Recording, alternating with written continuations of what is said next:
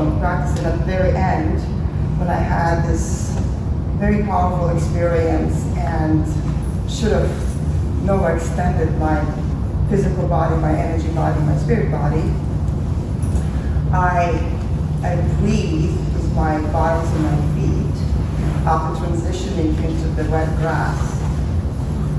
And what I did, subconsciously, unconsciously, actually, almost like, is it really real? Because a while back, one of my teachers was saying, when you do the Qigong, if you bare feet, you stand on earth. If you bare feet, you stand on green grass, you can absorb the moist. And that's what I did. So now this excess yin moist is kind of trapped within the body, and I'm working on it. So I just want to say that energy is real. Everything is chi, everything is energy.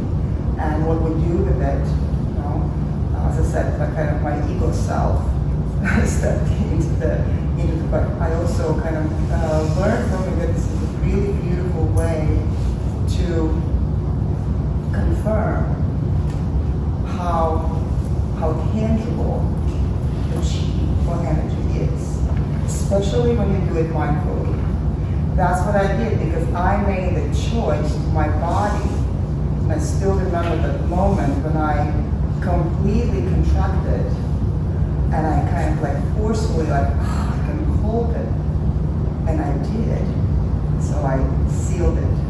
I sealed it into my kidneys. So this has been very self-reflective learning experience, just again to confirm how real it is. Okay, well now we'll start the Feng Shui part. I'm so excited, and once again, I'm grateful for this opportunity for us to start this amazing healing series of self-cultivation. And just a very brief history of why we are actually doing it and how it came about. It came about in a very divine moment. Just this summer, in the end of July, just before we graduated from the DCM, which is the Doctors of the Chinese Energetic Medicine course, which we did for 5 years, American and I participated, and I invited him for some of my consults, the Feng Shui consults. Those who know, the Feng Shui, Chinese medicine, acupuncture, herbology, and anything that we do with martial arts or Tai Chi or Qigong is the 5 modalities that holds the kind of teaching for the holistic well-being of any human being. So since being aware of 3 out of 5, then adding the master of the other 3, kind of conversing and creating the kind of obsolete knowledge of these 5 modalities, I experienced by going to the new clients' consultation, just doing the Feng Shui. And what I realized, at least several times after visiting the physical space, after looking at astrology that I practice and identifying the person's capacity, identifying their weaknesses and challenges or their nature, and then observing what's happening in the physical space. After the assessment, and then bringing, say, the knowledge of the doctor, like himself, and assessing based on Chinese medicine, and kind of having the human experience within a physical space at the same time.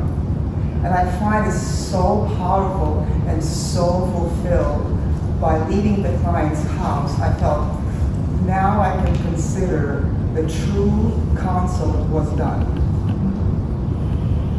Feng Shui is not just something that we do based on a book. The mastery in general, I think in the metaphysics, in Chinese metaphysics, I find it's something that there's certain aspect that we know by just knowing what you inner knowing, like a gut feeling. Then you have something that is, you learn based on books. And there's a great amount of information or knowledge or confidence you base on experience. So when you combine these three, the book knowledge, the intuition, and experience, and when you bring that advice, it's almost like a download, when you bring that advice to any client or any space, that becomes unique to that specific person, to that specific timeliness in space and time. So Feng Shui, like many ways, when we reached out and said, well, I heard this, or did it in a Google, and they said X, Y, and Z, these are the best clients I could have, because they have their awareness of at least some knowledge, and then you can expand their experience based on this wisdom that we are actually absorbing and getting reflection right now. So let's start. What I intend to do today is the first part of the introduction part of the Feng Shui and astrology, more in depth about astrology in this upcoming year. Like we're finishing the year of the dragon, and we are entering the year of the snake, at the end of January. This is a really important time for us to conceive, so I will be addressing that tomorrow. Also, those who would like to have their personal charts to be printed, like you're ready for tomorrow, I'm more than happy to do. Before you leave, just leave your date and time of birth, and we'll create the charts. That's kind of a handout, your personal handout that we can navigate through tomorrow. And today we'll also to have the calculations of the Feng number, your personal directionality number. That will be important, and the energy pool in general. Feng Shui is more than just the gadgets. I always say, like sometimes it's like, well, you always want to have like a fix. Usually clients, I say, okay, how can I fix it? Bring me the charm, bring me the crystal, bring me the, something that's the easy fix. It's never easy fix. It's easy for me when I enter the space, but it's never really relates to the one singular item like a pill. The Feng Shui always is expression of something that you need to have great awareness. It works in a physical level, in an energetical level, and on a spiritual level. So our connection to our lineage, to our ancestry, where we are in the present moment, and what is our kind of mission in the future fulfilling it, is associated with the physical manifestation and our energetical manifestation, always. Either you have awareness of it or not. That's what takes place. Harmonizing, so Feng Shui is harmonizing the land with the seasons and your internal and external experiences. I can't see, but there's a few of my dear teachers that I have built my practice, my experience, my passion, my love of the Atlantic arts. And it started at least 30 years ago. And I've been very fortunate to meet the teacher like me, living. And then currently still continuously studying with the Sifu Jerry Allen Johnson, and also my Sifu in Hangzhou. And of course, all the full support of my family and all the dear friends and clients who I have here. So to understand what's a definition, I think the shortest definition of the Feng Shui, you probably have read in a lot of books, that is the wind and water. But if I would have to introduce that today in one word, it's an adaptation. Internally, externally, continuously, all the time. We're adapting, let's say we are adapting right now with the water, the food, all the energy, what's happening internally. We're not correlated. We're adapting this beautiful space. we're adapting also collectively when we are listening and how we're adjusting human to human, the physical body. And we're all shifting. We're also adapting the nature, the sun, the moon, the noise. We are continuously engaging our six senses to what's happening internally, externally at all times.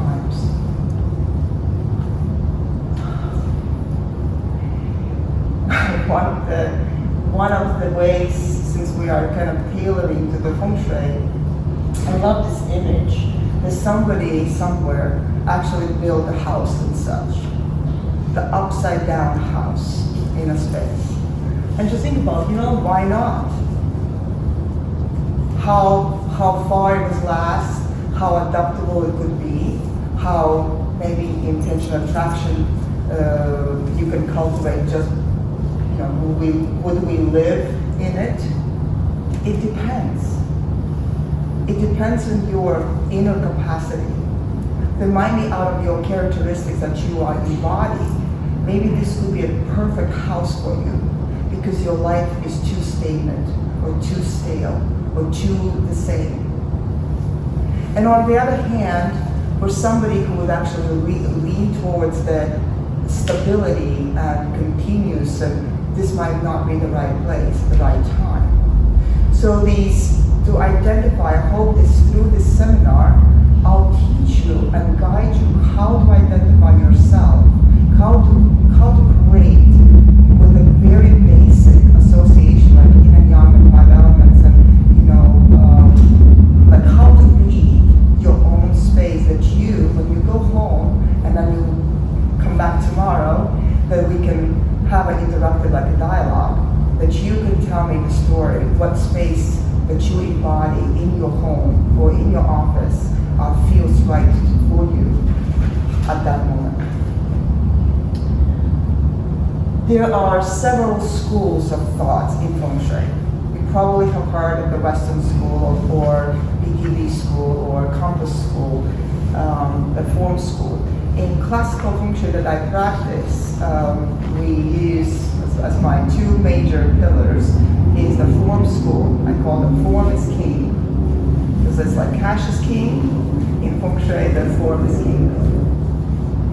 Because we can imagine without the roof, without the walls and the ground and the floor, something that's very tangible. That's the Form school. Form school is the landscape, the physical mountains, physical rivers, physical hills and mountains, and maybe the seas and oceans. This is something that creates the surface, that gives you the kind of parameter where to build and where not to build, where to step. This is also what you consider when you need to make a choice. When you choose your space or how you feel in a physical space, you are physically like, oh, I like this. How many of you have purchased a house basically by not even actually questioning, is it south or east or, facing? It just feels right. Right? So, in classical Feng Shui, we also use the compass, which is the saying that we always say, imagination leads the mind. So the compass as a universal, this is my tool, this is my cheat sheet. So if I have this, I have everything. I hold the universe in my hand. It gives me all the formulas, all the shortcuts that I need to apply to you as an individual, and to apply and integrate or synthesize as a practitioner to connect the landscape externally, like from the bird's eye view, to the place that is correlated to your physical space, and you are in that space. But then if we are, let's say, just now, building a new space, new home, a new office, a new, let's say, living room or bedroom, and I will place each of you, to be the builders. Do you think that your way of situating, the room or decorating the room will be the same? No. Because if you are you are unique, right? So that's what Feng Shui is as well. It's not a cookie cutter. it becomes experiential based on your capacity, timeliness, and also what the physical space allows you to manifest. So for Feng Shui persuasion to step into how I kind of facilitate is that being objective observer of your intentions and capacity and how that could be manifested in the physical space, harmonizing. So in Western kind of school of thought, that instead it's intuitive based, it's one of the latest or youngest Feng Shui practices that have been like introduced in the 1970s. It's more spiritual and religious based, and that's why also kind of in my experiences adds a lot of fear in a sense of the meanings or interpretations as a fear-based practice. Focuses on internal space only, or symbols and objects usually are like, introduced to you as a cures. And typically, one of the terms like the Bagua maps and 8 aspirations or directions are used for, trying to make adjustment. I'm not saying that's wrong, but it's not enough. It's almost like you are a first grader and you are getting introduced to the basic alphabet to write the first letters, or introduced to the first, number 1, 2, 3, and doing the math.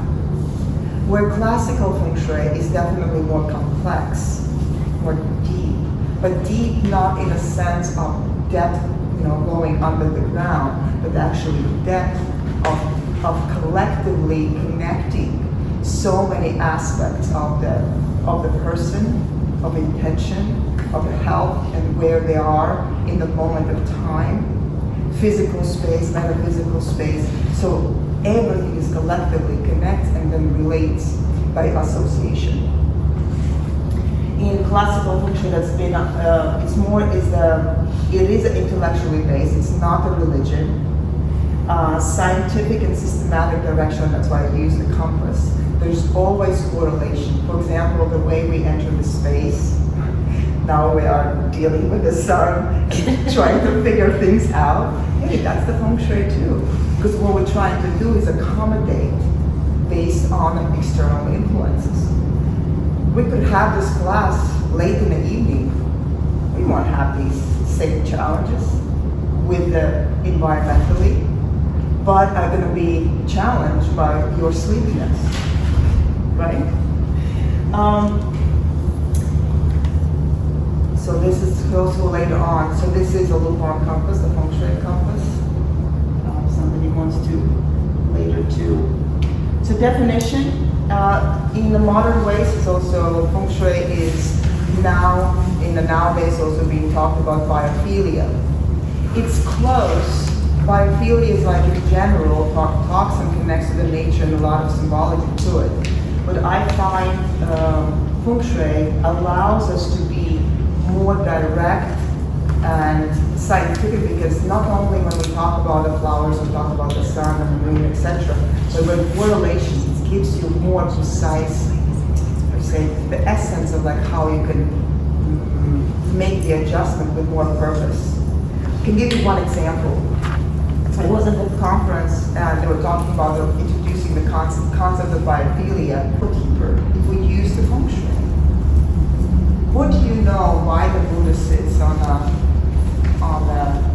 lotus flower? What is your association? What do you know? Why?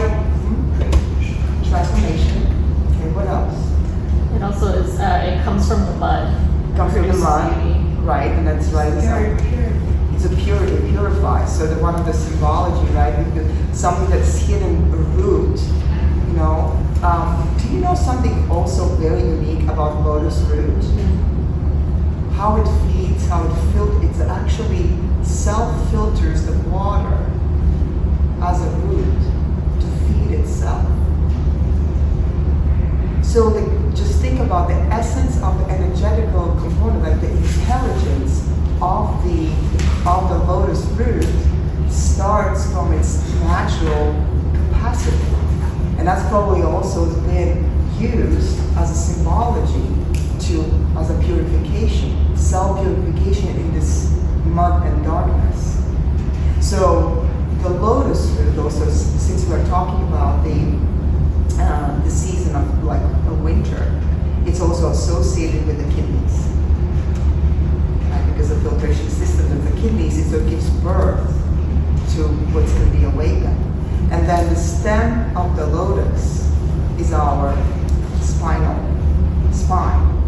then the flower, heart and mind.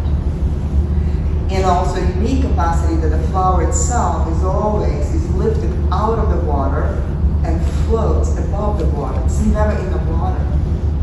So when I saw that image and I was sharing with the presenter, and I see that how well they chose from the biophilia perspective, the image, can you think about how more enhanced the experience would be when you have this additional knowledge when you combine with the Feng Shui? You combine the purpose and you embody your experience. So what I'm sharing is that when you have your physical space, your own space, every single item, every single arrangement, every single thing that you associate or bring home or release is the part of the Feng Shui experience. Okay? Once again, that's the adaptation.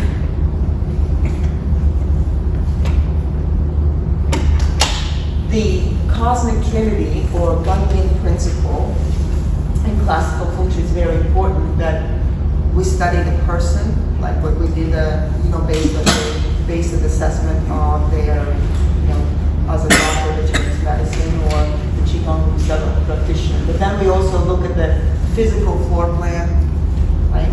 And we're looking at the astrology capacity of the tyrants of things. So the Guanyin principle or cosmic trinity becomes the essence or one of the pillars in Feng Shui. So how the human corresponds, how if there's no people, there's no Feng Shui. Why? Because I don't have a reference point. I won't know how the empty house feels if I'm not in it. Sometimes you can also observe, I practice every day. But what I mean by every day, being observant. Sometimes we go into places and we choose sitting down. And I can encourage you to ask yourself, how do you feel in the space where you chose, like subconsciously you were sitting down? Or sometimes when the waiter is bringing you to the table and then you're figuring out, who is sitting where, who is facing what. And you're being selected or you're being sometimes put in a position. When you want to control something, of course, the directionality or understanding the power position will be very, very handy. And that's what the Feng Shui is about. Okay? So allow your observation. When we do sorry for this. You're going to get the presentation, so not worry too much. You can reveal it. But when I consult, what I consider in Feng Shui is flow and containment. The same time, like we have an image of the bamboo, right? Bamboo is a hollow and then it's contained. Hollow, contained. What happens energetically, you push the fluids, nurture into as with the hollow part on the sides of the wall, and then it feeds itself. Then it pushes again and feeds itself, pushes and feeds itself. So the same concept we use also in Feng Shui when we create in space. Very important is to identify and understand where in your house or when in your home as you enter, when you contain the energy, when you actually allow it to flow, when you contain again. And you can do with a lot of different ways. That is about creating the accent wall, creating the focal point with a special art piece. Sometimes when you want to avoid something to, let's say the guests would come and say, oh, don't look it that way, right? What do? We create something that's a focal point on the ground, the beautiful rug, and you intensely, you're changing your focus to it. Connection between macrocosm and microcosm, what I would say is your internal physical space is very important, how it connects to your external space. What does that mean? That means if I'm coming to your space, how easily is to find your home? How easily is to give directions? How easily it is for you to recognize the number of the street name, or how much effort do you need before I find you? And or when they say my My doorbell, I'm standing there and my doorbell doesn't work. Hello? That's a part of the Feng Shui as well, right? So the nuance is external, how we relate to the neighborhood. Is your house that you choose is a 3-story versus 1-story? If your house stands out, is there a corner or not? This is all matter like an external. How well do you fit? I think this is the greatest examples if you go to Berkeley and Oakland and you go in those neighborhoods and you kind of start seeing it, a mixed match of like, you see all possible colors and all possible stuff. There's no cohesive element in any of it, right? That is, again, you're creating a certain energy and certain acceptance. If you're very rigid as a person, if you like the order, if you like the certain way of living, that might be not the neighborhood for you.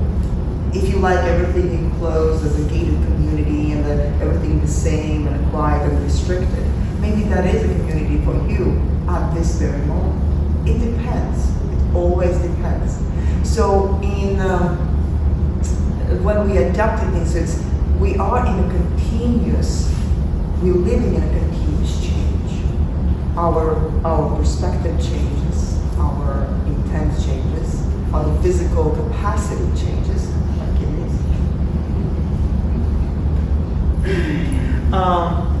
Okay. Any questions so far? All good? I can't see there. So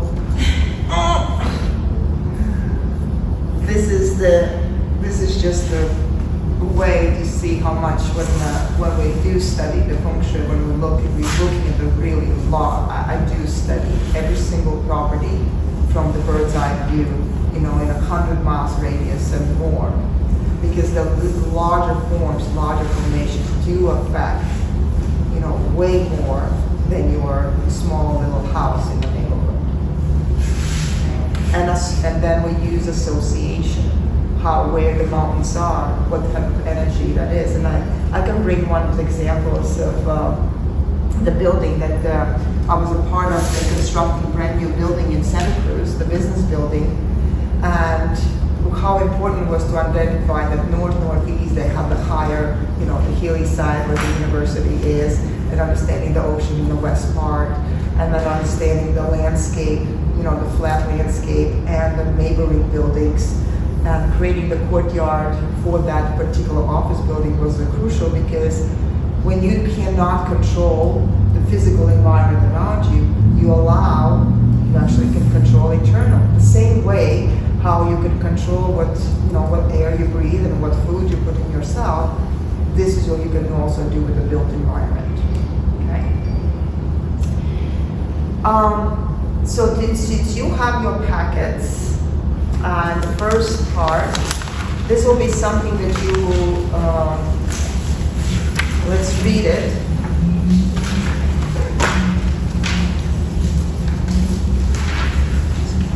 And have some interaction with.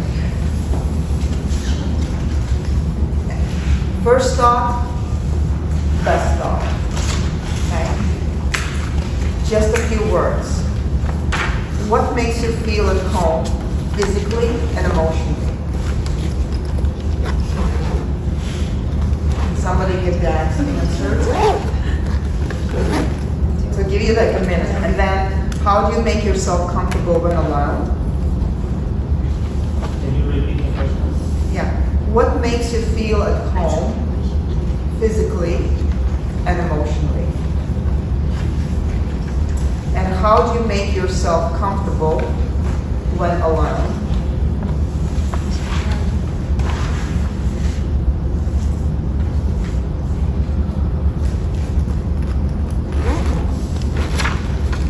And the third question, and how and why do you arrange your surroundings and mindset?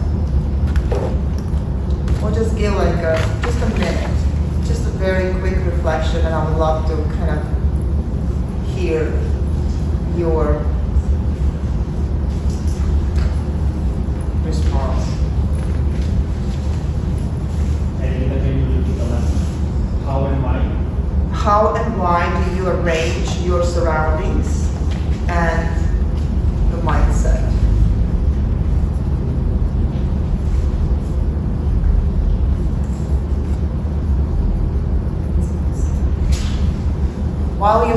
about it, I'll just give you one thing. What is the main difference between when I talk about house and home?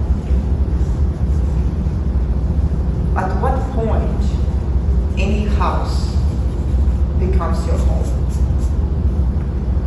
Anyone? Robert.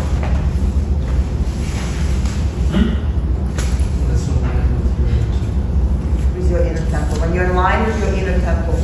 Anyone else? Yes, America. When I can sleep on the couch. I don't have a couch. When I visit someone and I can sleep on the couch, it's home. Okay. If not, it's busy. Anyone else? Michelle? Physically, you mean? Yeah, well, Physically. when you say like you move into the house or you live in a home? Or let's say, do you live in a house or you live in a home?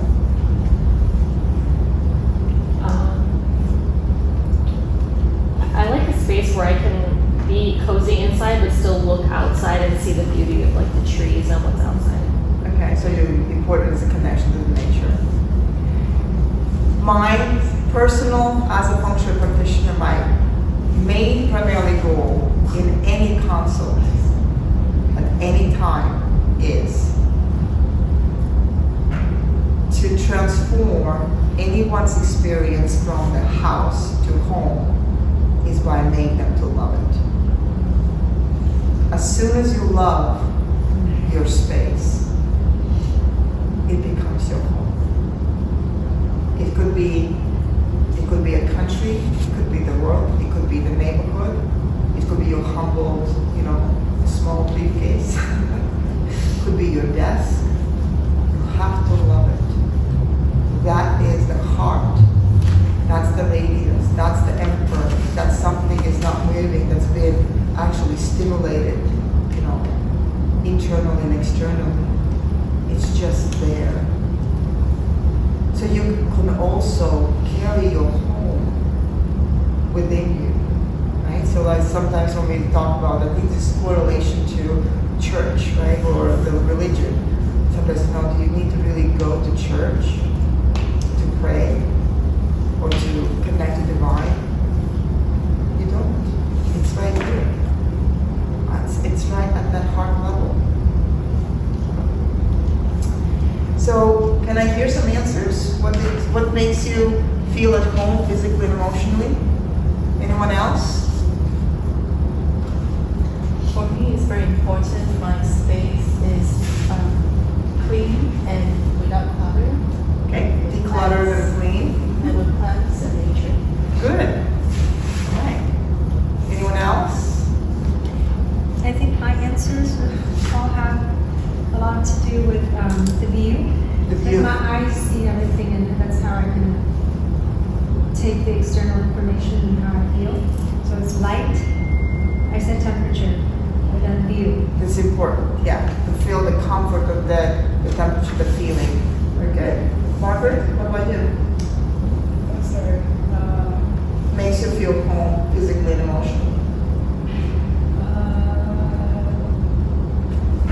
It's really the energy of the space. Right. Yeah. Because everything is energy, right? When it feels right. We just did last tweet.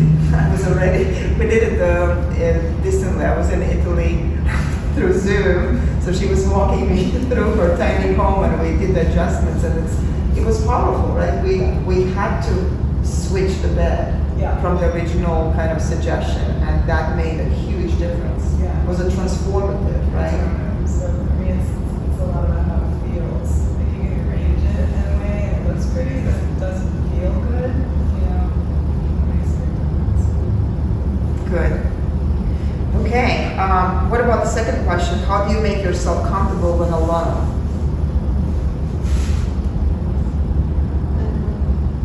I'm not really understand this question, so I answer is always quiet, always peace. Quiet and peaceful? Yeah. Okay, well that's the beautiful answer. We are sea people, surrendering into something that is you're safe, quiet, you can hear your heartbeat, know, it can be expanding, contracting within, right?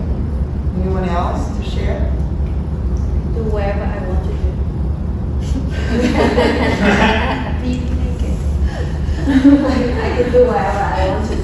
Okay, okay, the big have a freedom of it. Michael, what about you? Michael?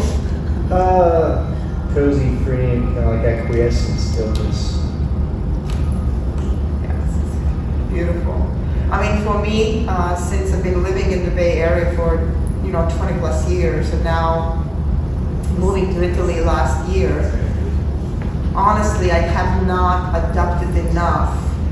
Italy, I cannot call it. It's my transitional way of being. I'm exploring. I'm like adjusting. I'm reaching out.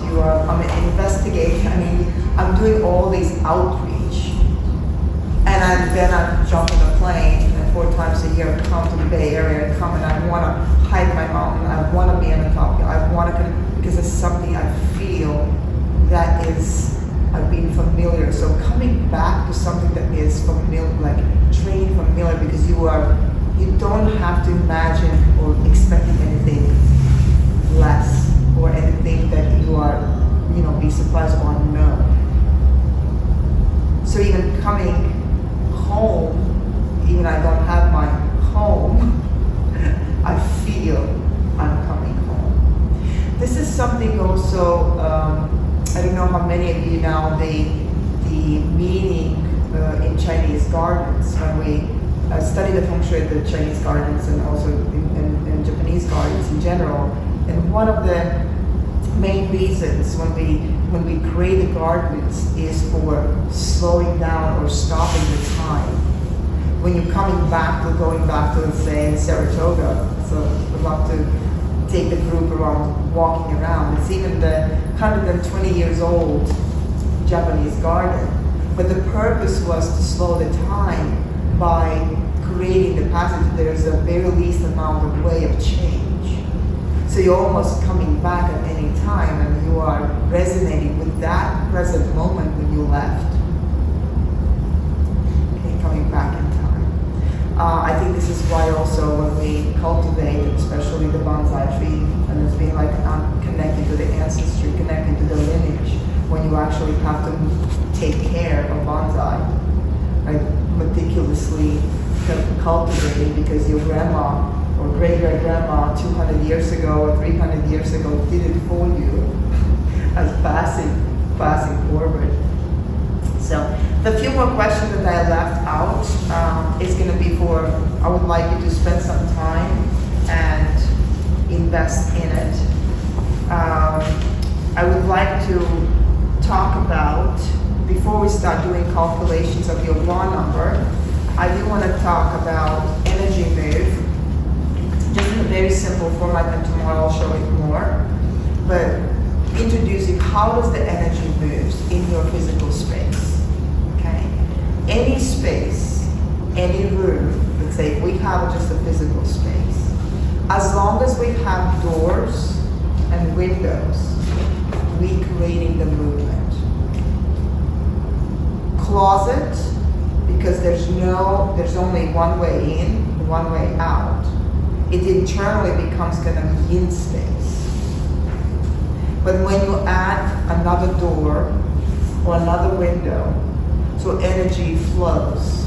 For example, from this door, it connects to every single window. If you have a mirror, that becomes a window, or that becomes a reflective aspect, that becomes a door. That's the energy is all moving. So if I have to observe this physical space, and we talked about earlier about yin and yang, what area can you tell me from your experience and feel which is yin and which is yang?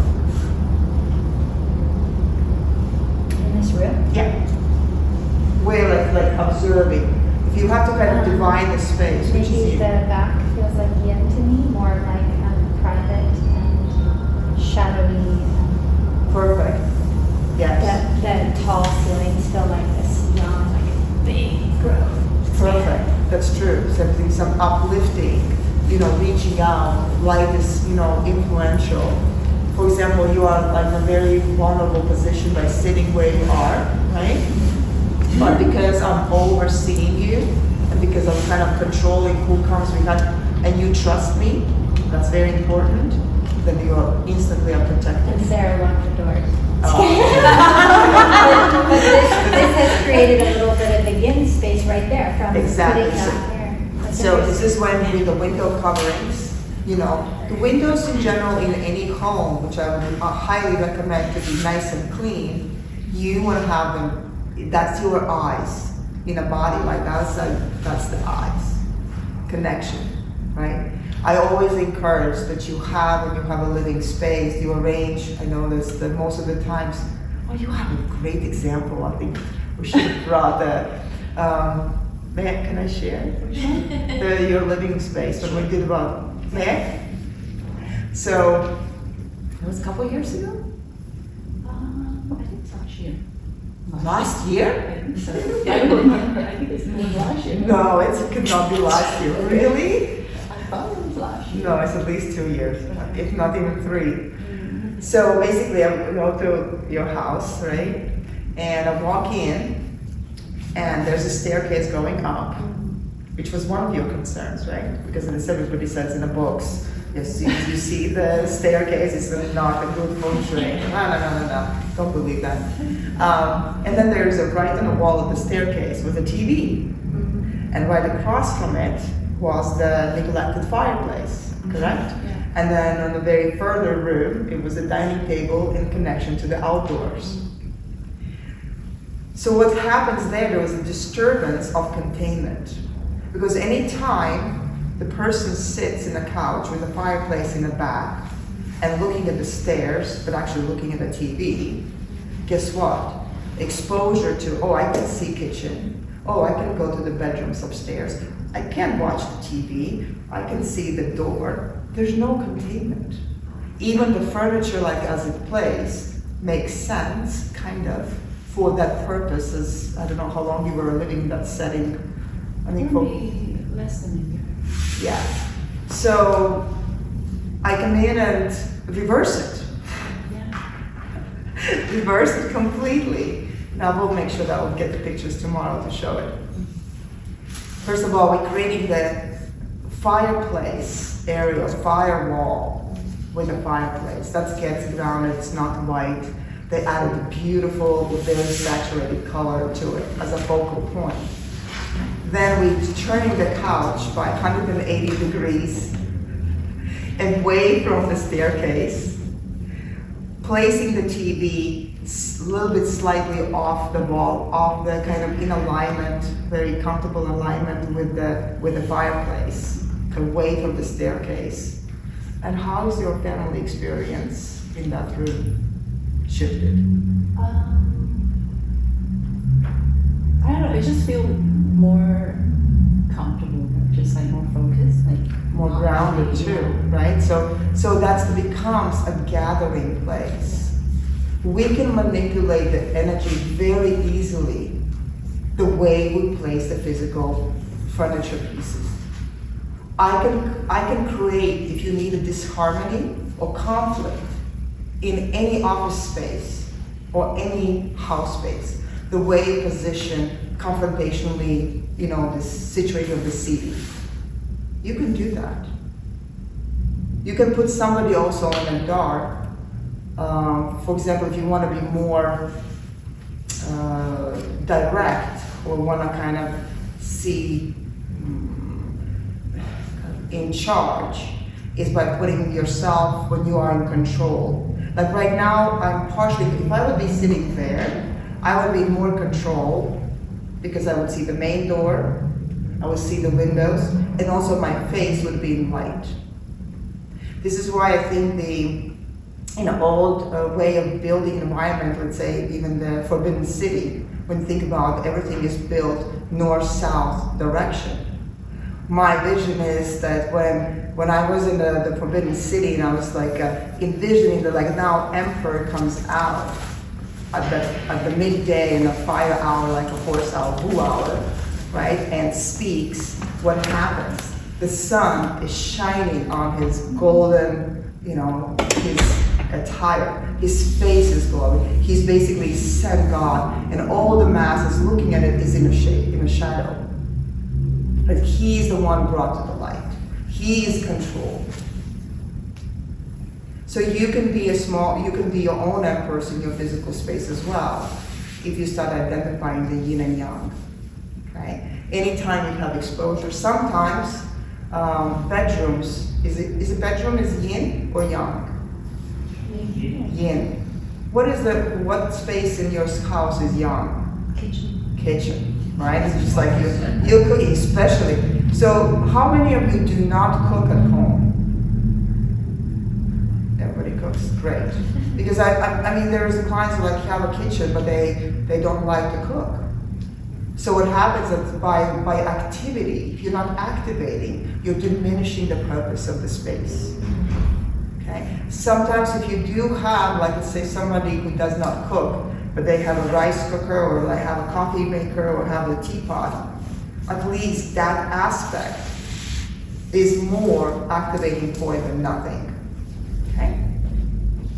How about clutter? Everybody's like looking for, so I have most of you have this, the sheet of paper, and I hope this could be a partial guidance in the way you look at your physical space at the moment, and how clutter or accumulation of things. You want to start with one? All right. So let's talk about clutter and the location where the items correlate, how they correlate. If you have to look back right now, like your own physical space, do you have areas that you are kind of dealing with it that is like, it's a clutter. It accumulates again. Like physically, can you share? Yeah. Yes. I clutter papers. Paper. Collecting paper? Or like it just accumulates paper? No, the bills, the invoices, it starts with a small pile and then grows. Okay. This last year I tried to, the invoice that comes, it's from the light. I put it on the dossier, the folder. Folders to organize it. But there's a trend. That's still there. Okay. Papers. It's good to It's the only thing. That's the only thing. But it's huge. It can be huge. It can be Okay, impossible. well, all right. Anybody else? Children! Parents with children! I clutter children. Toys? Lots of toys and lots of clothes that are outgrown. Okay. I have 4 boys. Something I would like to suggest those who are, first of all, house is not a museum. Okay? You don't need to clean a house when Feng Shui practitioner comes to you. Why? Because I want to feel, I want to see it. Otherwise, when it's perfect, right? Then it's like there's like the whole work done for me. I won't be able to do the correct assessment.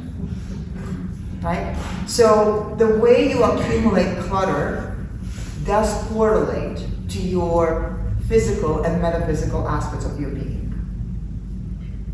And this table, like entrance for home, if a fear of relationships, that could be also just, let's say if you have a cumulative like overhanging stuff in your bedroom on a door, that the door kind of, when you open it, it just kind of stops at some point, right? What does it tell you? This is a relationship, right? So, by the way, you can also correlate to things such as, I had a client who was trying to get engaged, who really was seeking for soulmate and wanted to get married. And I was saying, how do you expect to find someone? So there was the opportunities in social media, so on the Facebook. So I opened her profile, and the profile is definitely not revealing that somebody I would want to marry, just a subjective judgment to it, because like I know the person, what I see is not what her soul, that's not her demeanor. And it was like kind of offsetting, black and white, kind of dark, looking down. The image is not, it's not giving you engagement of it, right? To invite, or be open to the relationship. So I asked her, what's her favorite colors? She said, oh, I love purple. I love purple and all the pinks and things like that. So I said, change the profile picture. And she did. And we did adjustments also in her bedroom. Like, adding some kind of the fiery element, because she's like kind of introvert, holding back, doesn't know, kind of getting that emotional. And one of the blankets that she introduced in her, there was a tiger print. Guess what happened within 2 months? She did meet a partner, that's her husband, and they married, and they have children.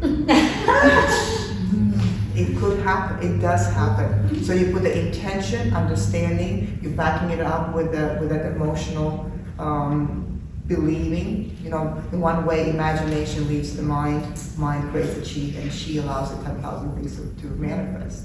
So we can manifest. So Feng Shui is the tangibly very powerful tool to do so. Inside a closet, I'm willing to examine emotions. It can go further. A lot of cancer patients, actually, I do associate the clutter or overstuffed closets with the cancer. Cancer by nature loves the environment that is dark, suppressed, holding on, not revealed. Okay? That's the behavior of the cell. And then more you stuff it together, like kind of, more and more quarters would be one example. That's more like quarters when you're in a whole overall space. And physically examining the space, sometimes it could be the bedrooms and the bedroom closet that you actually not even opening the door. This is, don't open that. Okay. So be mindful. In a kitchen, resenting or overwhelmed with caregiving. You can't go be too judgmental. We all want to be perfect. Perfect kills good enough. Okay? As long as you can reset the kitchen back after the cooking and the sharing, I think that's important. Actually, it's like how you maintain the patterns. Instead, when you are overwhelmed with collecting the dishes and leaving it for later and leaving it next day, those are the larger scale. Be reasonable to it. You don't have to be anal about it. Just see how your own daily rhythm allows you to take care of it. I have noticed an enormous amount of information usually is also the nightstands. If you can also think about, what you have, especially when there's a husband and wife situation, instantly know who is who, based on the books they read, based on the items they have, based on all the clutter they kind of accumulate up and down of the things. It becomes very invasive, especially if somebody has a hard time to fall asleep, because that's instantly stimulates the information all the time to kind of, oh, I need this, I need that. I actually find myself in many ways that sometimes I gather 3-4 books and I think, oh, I want to read that one, and I want to read that one, and I want to read that one, and I leave it in my nightstand, and I figure it out as I read 1-2 pages and I pass out. so it's kind of not exactly disappointed. The next evening I try to start the same chapter again, and honestly, just by moving to Florence, I bought a book. It's called The Woman of the Renaissance. It's a beautiful book, but I haven't surpassed a 15-page of it because anytime I pick it up, I fall asleep. Electronics, keeping away from anything that is close to your physical, head. Try unplug. if you need to charge, if you need to have awareness, plug at least 3-5 feet away from your headboard. Few more things that you want to know about your sleeping environment is you must have a headboard. How many of you don't have headboard? Headboard for the bed. That's not good. For Headboard, many years I didn't have. and you made adjustments, right? Yeah. Anybody else? You have made some adjustments. So headboard is because our crown chakra, as we sleep, this is our main antenna. This is our reading post. Like almost like it's the antenna that catches every single signal. Okay? Mm-hmm. And if we have exposure to the concrete wall or the physically cold wall, right? It's in a contact. Even our subconsciously, we are resting, but we are not resting fully.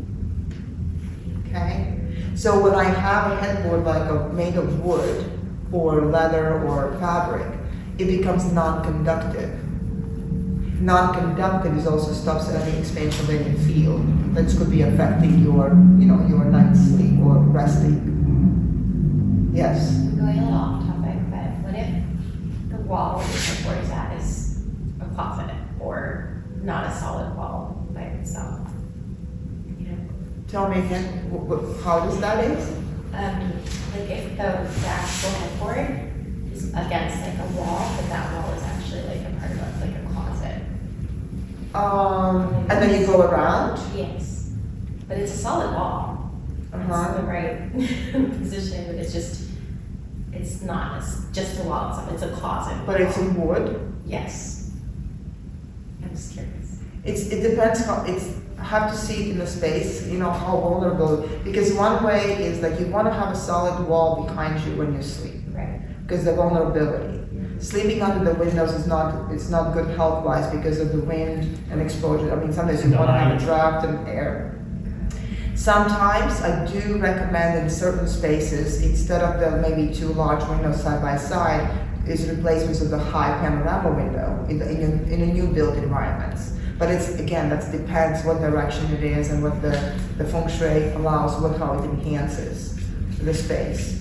One thing, just mirrors in a bedroom.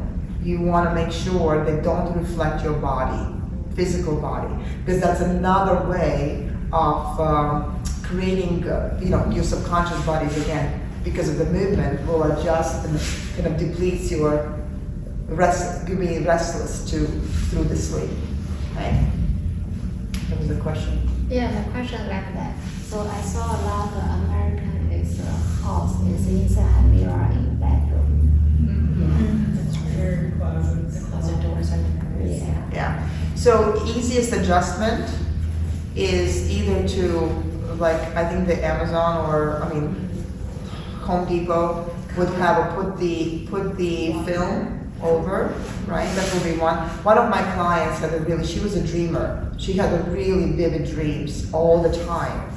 And what she did after I consulted, she had a full mirror, like a double mirror closet doors, right, and reflecting. So it's also associated with a double life. So this enhances the secondary relationships and undivided attention.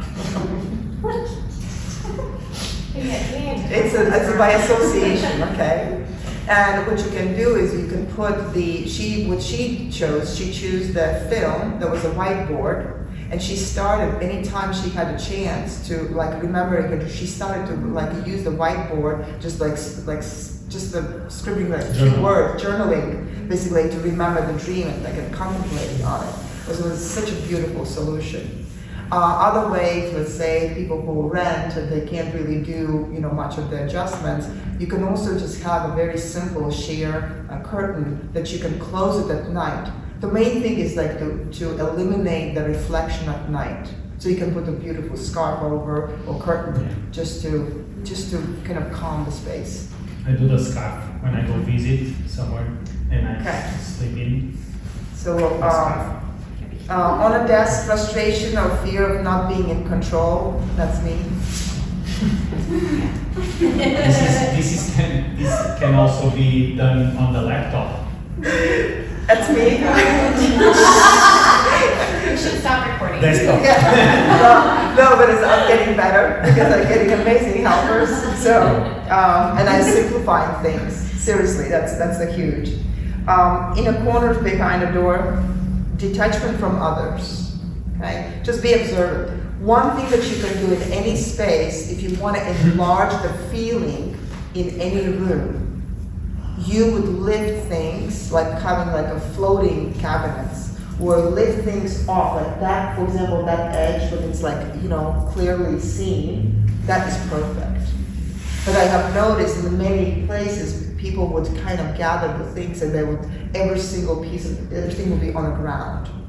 I love when they do in the bathrooms, they have floating cabinets for the sink, because it kind of has an emptiness to it. So if you have a very tiny bathroom, and if it's built all the way down, it's going to feel cramped. But if it's lifted, and you kind of create an airspace even like under, it's almost kind of elevates the feel.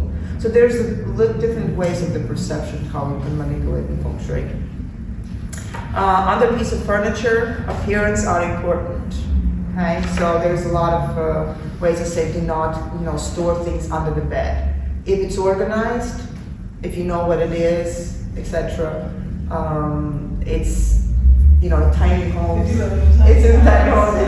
It's okay as long as you have control of it, right? In a cellar, procrastination. Okay.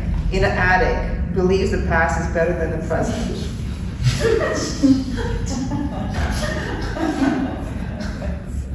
There's a lot of, I think the main thing is in a garage, difficulty is achieving goals.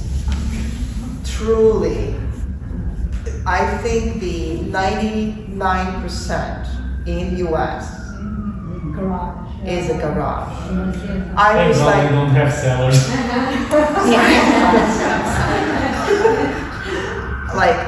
like these garage sales concept, I don't believe that's really a waste of time.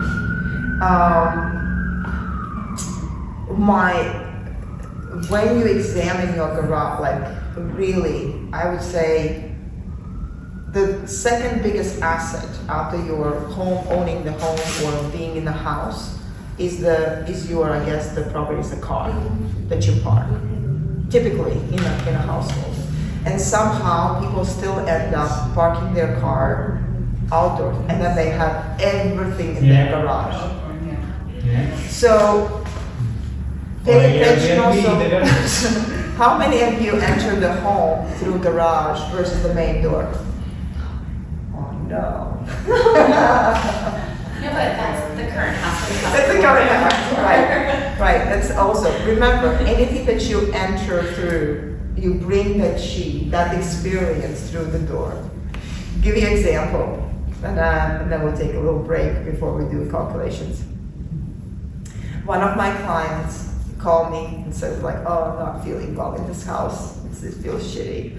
I'm just not feeling well in this house. I said, okay, well let's have a look. I come to their house and I go through the main door.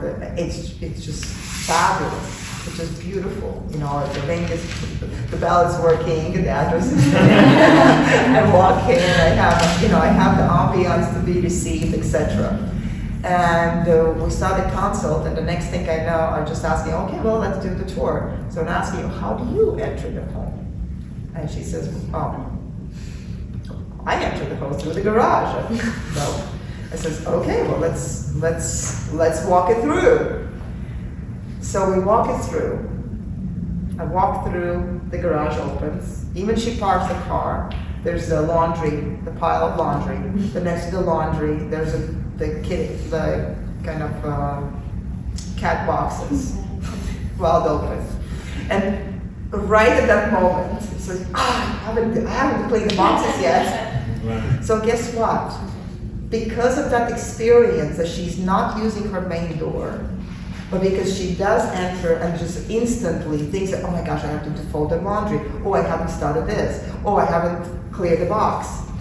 That energetical quality of energy is following her into her physical space. and creating the atmosphere that she's experiencing unintentionally. So when you have no time for laundry, when you have no time for, X, Y, and Z, it's okay to park your car and be the guest to your own home and make it that you enter.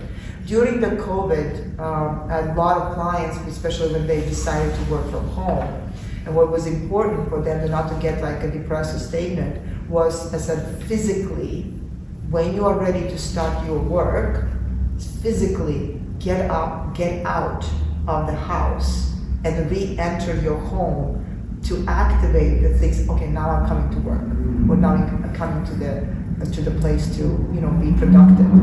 Okay. All over the clutter, angry at others and stuff. I don't know about that. So I think when we have a clutter all over the place, it's more like it's a depleted qualities of yourself. You just physically depleted. Any questions before Yes. About the clutter. Oh, you can Below. see. Yeah, now it's better than like. You can show us your photos. I can show my photos too. About the clutter below, under the bed. No clutter, of course. I'm a neat person, but the bed should the bed have ventilation under? Yeah. It's recommended. It would be very helpful if you do have an air movement.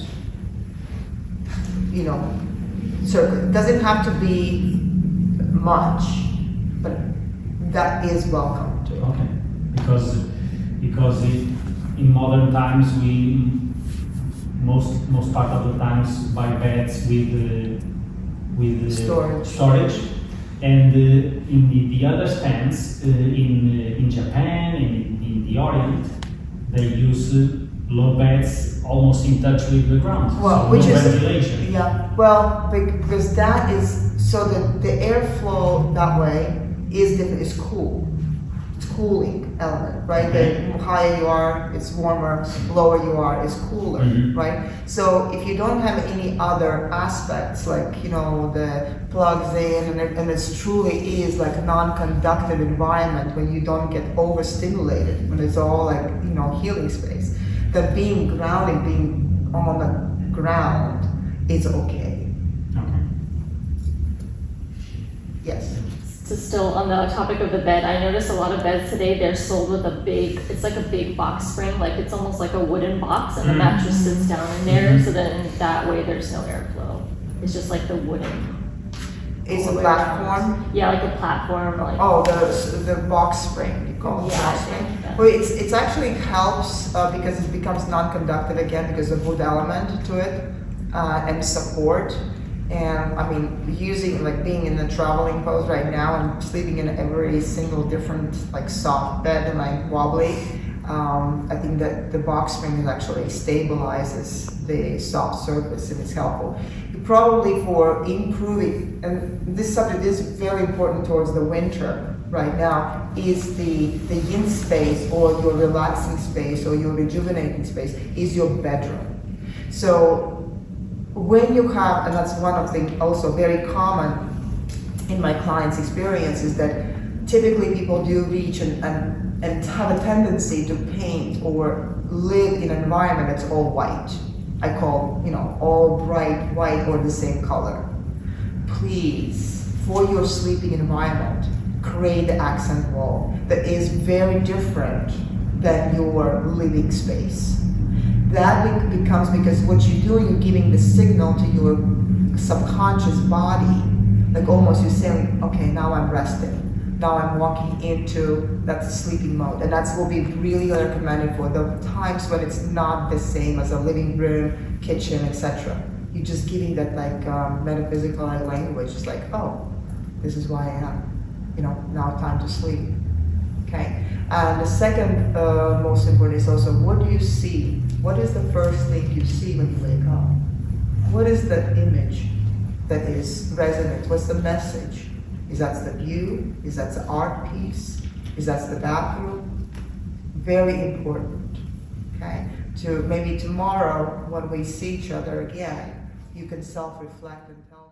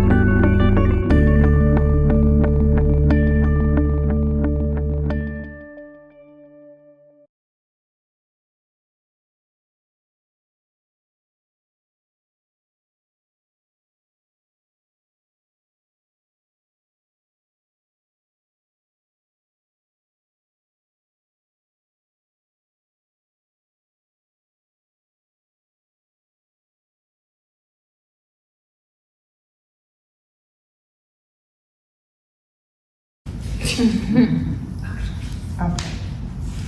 All right, so the day 2 part for the astrology today. Natal astrology in Chinese, when we look at the astrology based on the Chinese system, the Ziwei Doshu system, we look at the year, the month, the day, and hour of birth. And that creates your natal capacity. Usually the year and the month is something that correlates to outside world, or how you perceive, how you present yourself, or allow yourself to be perceived to the outside world. The year and the month has like kind of you walk in, that's what you carry, like your coat. That will be maybe a certain patterns that the outside world recognizes.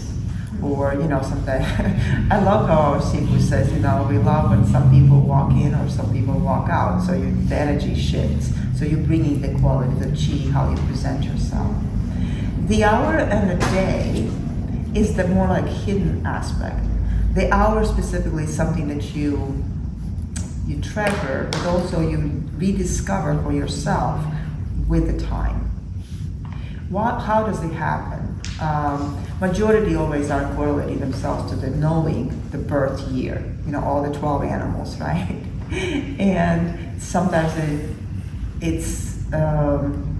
there's so much information comes into it, like as your birth year, that also by immersing into your family, immersing into your community, there's another layer that kind of creates your persona, the external persona. So this is where the birth month, gives you characteristics to you in your chart. Sometimes they are in a conflict, sometimes you are rebellious to it, sometimes when we're looking at the 12 animal relationship in your chart, and sometimes they're very favorable or supportive. Okay? The day master or the day of birth, when you look at it, that's more relates to who you are on a daily basis, or how you allow yourself. Sometimes you act out, like sometimes when you are in the school, you may be a person who loves to sit in the front, or maybe you're a person who has the projects to be done and you're procrastinating, or sometimes you actually want tangible results right away, right? So this is the dynamic on your daily aspect, how you act upon. And the hour who are you at heart. What I mean by that is just like when we come to the decision making, when we come into the realizing or fixing, kind of adding that uniqueness to it, or the heartfelt uniqueness to it, that comes with an hour. Okay. Since we are a small group, I would love, I'm not going to reveal the birth year, but the animal that we have primarily, I would like to share that. And important is the hour. Today, you can read a lot about the birth year, but birth hour is ultimate who you're becoming. Sometimes people think, if I'm born in this and that year, like now is the year of a dragon. A lot of in the Asian community were seeking for giving birth to the dragon babies. We had plenty of emperors and plenty of leaders to be born, which is great, right? And especially if there's female ones, because starting the 20-year cycle of the 2024 to 44, we are getting like there's the period 9 based on Feng Shui with the trigram Li, which is the middle daughter. There's a lot of things going to be carried on through women or feminine. Women, feminine, more like wisdom carriers. Okay, so this is, and based on the kind of the dynamics of the cycle of the time, I would recommend this is now your time to kind of conceiving this opportunity, right? It's not necessarily we need to kind of be loud and proud about it, because this opportunity is just born, and we have 20 years right now from this year, 20 years to manifest, to expand. So if I correlate to things in a sense of a child, a newborn child, then truly this year as opportunity is just like the birthing opportunity, right? The child not really eats himself, not really walks yet, right? It's been nurtured, it's been allowed to be having this opportunity. It's more for us to dream, visualize, make plans, expand, and I think within next 2 to 3 years is where you can start stepping in to the feminine to like really conquer these opportunities or building up these opportunities. So this timing of between 2024 and 44, as I said, as a female feminine movement, not necessarily is that we have to conquer right now, right today. It has a great potential. We have to be very mindful about it.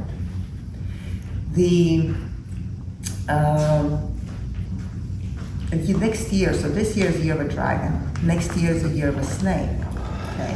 When we have a year of a snake, so today is a day of the snake. So when we observe the day of a snake in the year of a dragon, like how this day goes, where we are like right now sitting, observing, creating the space, learning, sharing, kind of more self, tuning ourselves to our, like how we want to be, how we want to cultivate ourselves, like going inwards. So this next year is going to be in more sense of not out loud and about, but more like introvert, more conquering, more dynamic in the sense of the grounding. But how you achieve grounding is also by like systemized, like being persistent, but also maintaining certain patterns, right? So daily practice or certain seasonal practice. It's going to be very important because that's going to reflect internally, right? Now about, before we're going to start the fun part, those who don't know, I always love to tell the story about 12 animals, right? How it came about, and that we can connect better to all the opportunities, what their viewpoint is.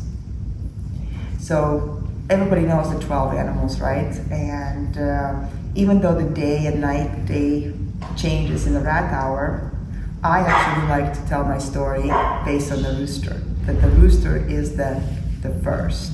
Okay. See, that's the rooster. Bambina, that's the rooster character right there. And the story goes from my dear teacher, Lu Ming, who was telling this story about, the 12 animals gathered together, and Rooster probably had an idea, and the idea was to create the new universe. So the rooster is first, very pointy, has its own idea, loves to tell what to do. So if you have any roosters in your chart, then be aware of that. Very analytical, very punctual, and as you know, even the animal is very small, there's one weapon it holds. What is it? Claws? The No. voice. Rooster? Rooster? The No. peck. Beak? The beak. What? Isn't it the crow? The crow. That's the most powerful, the precision. Because if the rooster faces fox, the only defense, roosters can't fly, right?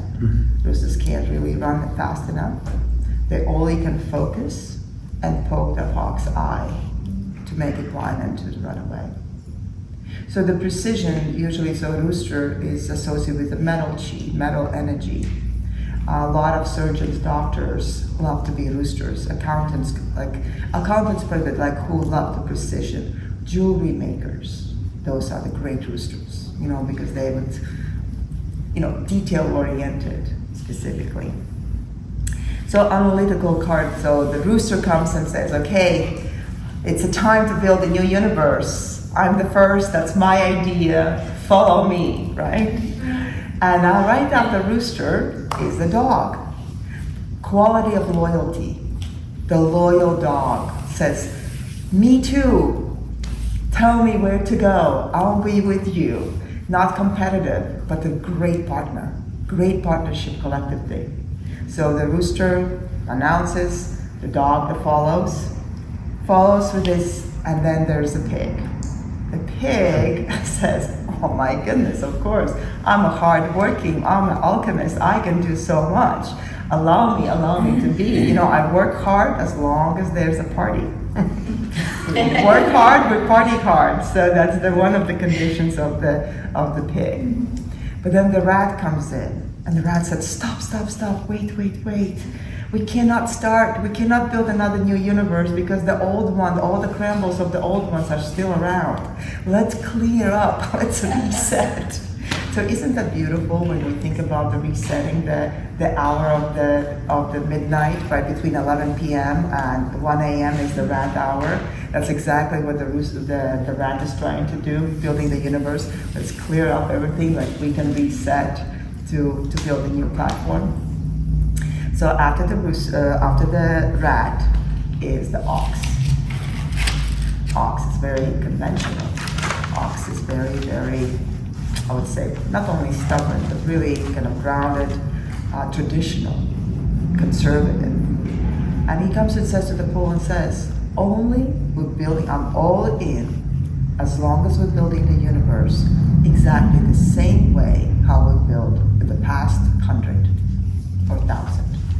So no changes to be made, because everything is perfect, right? So ox does not like change. Ox resists something that is out of their ordinary, okay? So we need ox chi, ox energy, when we have opportunities to conquer the land. Government has to have an ox. By the way, as a country, U.S. is a monkey, fire monkey. Yeah, based on the gut. So it's if you're interested, I can introduce some political. I did the charts for all the candidates. If you like to know, I'm happy to share. I really do. And then I will let you to decide based on the qualities which you know now about yourself. Also, kind of, we can talk about them as well. So. It's animal for China. China was China is ox. Yeah, China is ox. Yeah. So after ox, the next animal is the rabbit. The rabbit hears about this opportunity. Yeah. No, after ox is tiger. Tiger is very important. Tiger comes in. It's like, I'm all in. Never mind. Oh no, it's a great idea. Well, I'm all in. Never mind. So there's the two personalities step in of the tiger, the stripes. Outer personality, always engaging and want to do things and then withdraw. Or when it's indulged and received or reached what they want, they can also kind of relax about it. It's almost like the image will be the tiger hunts for the gazelle, heads for lunch and then digests for 2-3 weeks by doing nothing. Regarding the spirituality, tiger is very important symbol because it has a tremendous connection to, let's say, to heavenly chi, to the philosophy, to religious, to spirit. And there's no wonder I've been studying the collection in Florence of taking the knockers, pictures of the knockers, going off. So I have like 50 images now already collected, and at least 80% of those are tiger face or lions, right? So embodying the spirit of the lion. After the tiger is the rabbit, and the rabbit is very safe and secure, right? It's like it says, okay, I'm all in, as long as only us 12 are part of the creating the universe.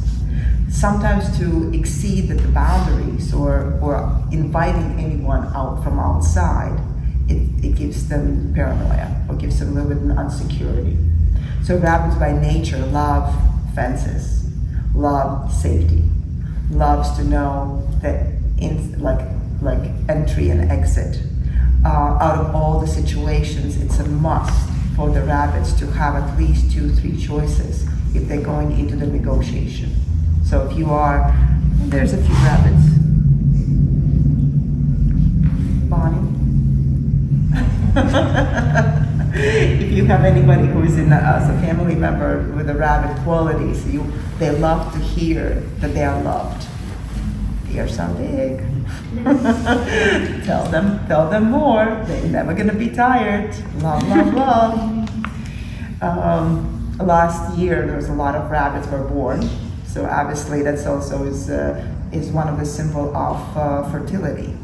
Okay? I just didn't know the rabbits can recultivate 4 weeks after they give birth. It's like Chinese had something like really good observing qualities, like noticing, uniqueness about each animal, like its perfection or the optimized cell. And I was thinking, okay, now I don't feel that bad because they're multiplying themselves through the year over and over and over, so very productive. So after the rabbit is the dragon. And all the animals calling like, dragon, dragon, come join us. The snake comes behind and just reveals. Dragons, they will never show up with such a project. The project is not big enough. Creating the new universe, it's not big enough.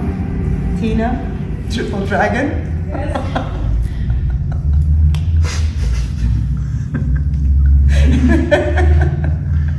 I love it. Exactly, that's what I need. So the snake observes everything. Snake is after the dragon, like next year is the snake. Snake does not have eyelids, has awareness 24/7, super intuitive, super connected to the grounds, to the dynamics.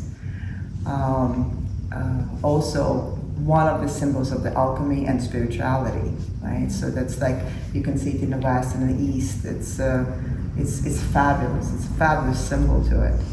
Also, looking at the next year will be important to kind of embody the qualities that as a snake, you can be majestically just picking the rock and the sunny side and just curl around and just be.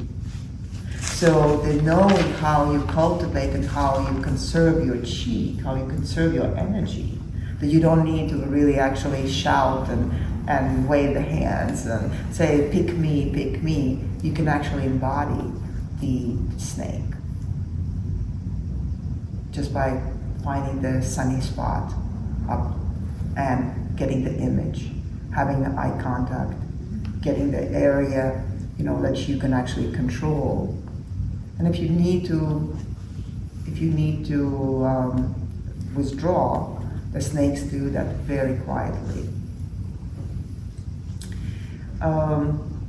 After snake is the horse. I'm so glad I have a few horses here because those are doers. Those that like, they love the tangible, like a hands-on things. They love to create. And when the horse hears about the creating a new universe, guess what? The horse, I'm all in.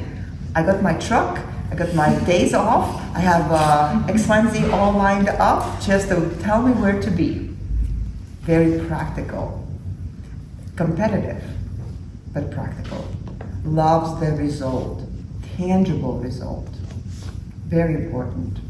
Always, if it's in the relationships, tigers, horses have the hardest time, and dragons would have the hardest time to commit to partnerships, or they would change the partnership because they're too busy with the worldly things, or they're too fast with the earthly things. Okay, so and the tigers as well, they're too philosophical, maybe, or too like they are kings of the jungle. They have big territories to walk and to overlook. So the relationships become secondary to them. So after the horse is a goat, and the goat is the medium. Goat is the peacemaker. Goat is the one who wants to make, okay, I'm all in, let's do this universe, but let's see that everybody feels good about it. Let's make sure that it's so beautiful, not only comfortable for the rabbit, but it's also so beautiful. So the true artist, modern artist, will make the space or enhances the environment. Usually a lot of designers or artists, musicians have the qualities, characteristics of the goat. I had just recently did a chart for Anish Kapoor. I don't know how many of you know the artist Anish Kapoor. You know the bean, the in Chicago, the sculpture, the large sculpture, the reflective. Okay, so he had his exhibit in Florence, and I didn't know about him before, but I went.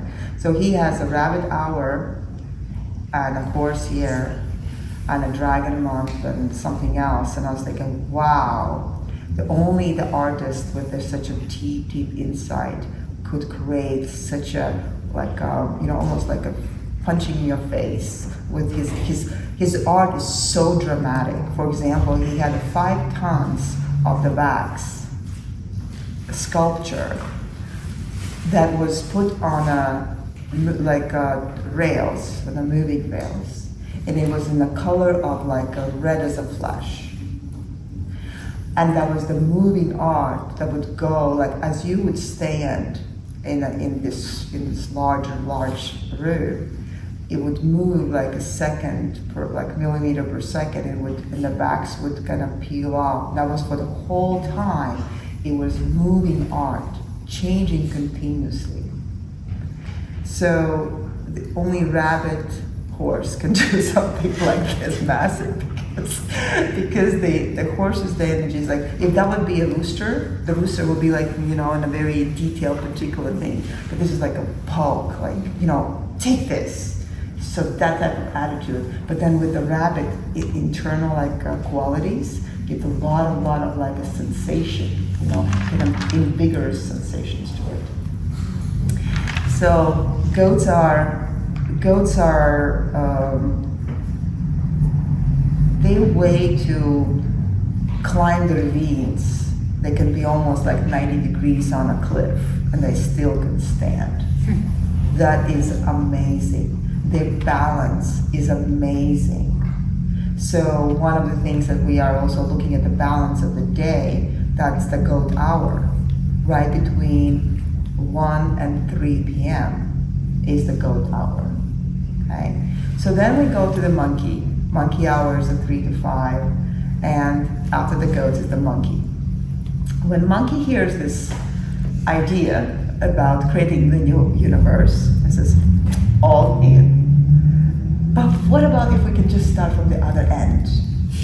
Can we just one time just make something different? You want to bring just the one sense of the not the same. just something different. Impatient in one hand, extremely artistic, and mimics everything that comes about.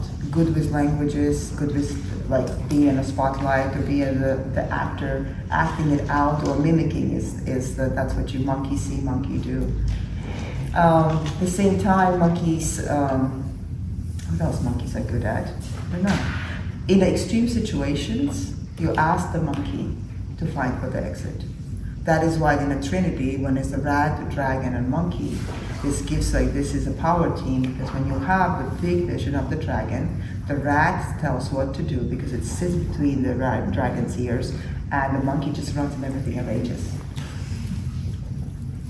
That's how it is. One of the weaknesses of the monkey is that it gets bored and sometimes creates trouble before trouble's fast. So, and then we're gonna back to the cycle. There's the rooster. The rooster again wants to build a new universe and just announces, hey, this is my idea and it's only my idea, and let's create the new universe. How does it relate to your charts? And what do we do when we have, when we look at the, Chinese astrology? One thing it's important that you always want to maintain your natal capacity. When you are depleted, there is a really no much of the opportunities to kind of work on your destiny, work on your karmic kind of agenda that you have, sometimes you want to have. So first, always conquer and identify yourself. Are you fully charged? And if you're not fully charged, then withdraw, recollect, reassemble. There are situations that you might be fully charged externally based on your year and hour. That will be example, you're doing well at work, you're doing well at the business, everything is, moved, but then you come home, or like your inner, maybe you do the job that you don't love. Guess what? That affects your heart. That affects your, if you cannot replace with a hobby, with things that you love. Okay? So the hour and the day becomes your internal. Sometimes people, even though they're 20s and 30s, don't know their capacity, and they're trying to change themselves. It's like, what are you changing? Because they're focusing too much on their birth year. So I invite you all to, those who know that, if you don't know, but those who know that our birth hour, if you're also looking at the compatibility charts, don't always look at your external, like year. Look hour. Look at the birth hour of the person and your hour. And then you start seeing the compatibility as well. Okay, this is just some of them. And to find an hour, you will have the slide that we can share with you. There's the sequence of time, and the hours of all the 12 animals repeat every single day at the same time. Those hours also relate to the organs, to emotions, to the taste, to the physiques, to all kinds of things in Chinese medicine, in Feng Shui, as well, other modalities. So, okay, all right. What would you like to know about your charts? Everything is hard to know.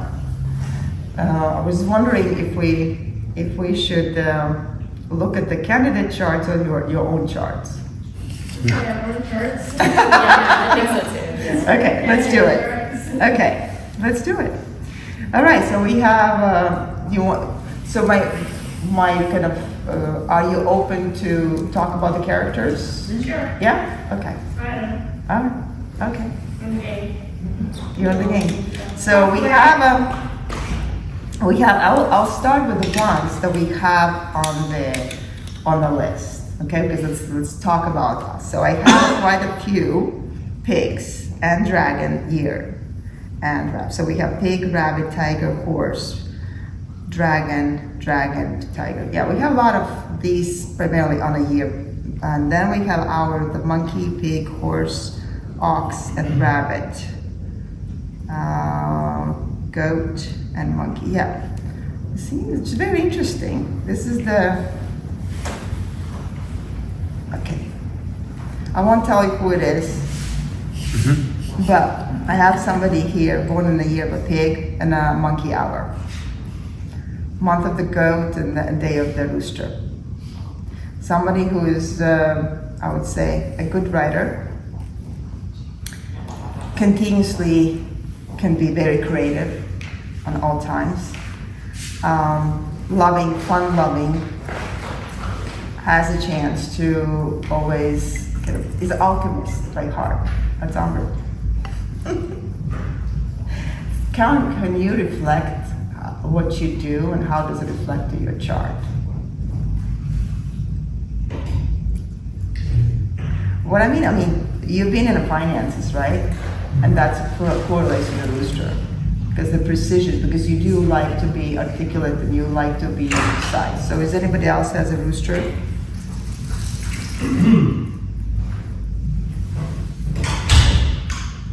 And then you have a monkey. Monkey is your hour. And the monkey gives you this creative, like, you know, you do get sometimes like you wanted to change, you want to experience, you are, right? You're willing because something that is all same becomes stagnant, not interesting. Then I have Bonnie, the pig hour, right? So how different will be the pig year versus pig hour? So for example, Amrit is pig year. So his openness to opening, going out and about will be more external. When we have a pig hour, that will be for you is like you love lightness at heart. You love the companionship. You easily convert, talk to people. Or you have a capacity to nurture and listen to people in a more intimate setting. Because your year is a rabbit year. So when you have somebody who is a rabbit year, they will have a tendency also to be very protective of themselves because, in the nature, those have become a lot of targets of the predators, right? They want to have a buddy for lunch. So they camouflage well, they hide well, and they'll multiply themselves as well. So there's always abundance of it. So with the rabbit pig qualities that we have for Bonnie, this is where you want to be. You only open up. If I'm wrong, correct me. But you always open up when you have environment that you are very familiar with. Because otherwise, rabbits are you will never know what emotionally they're thinking, what they're doing, because you're protecting yourself externally. What was the phrasing you said? Only open up when you have a secret, like a small circle, like a close friends. So usually the rabbits would have a handful of friends, 1, 2 people. I have Margaret,